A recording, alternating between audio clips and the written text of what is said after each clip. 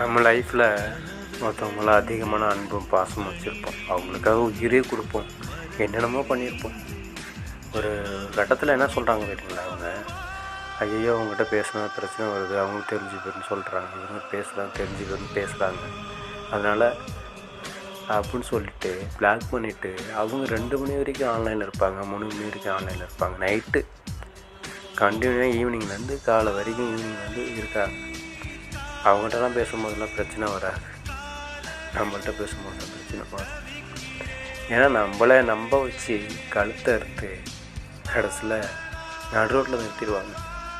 இதுதான் எல்லா பெண்களும் இல்லை, சில பெண்கள் இப்படி தான் இருக்காங்க.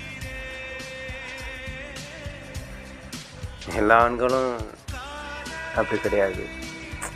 என்னால் இது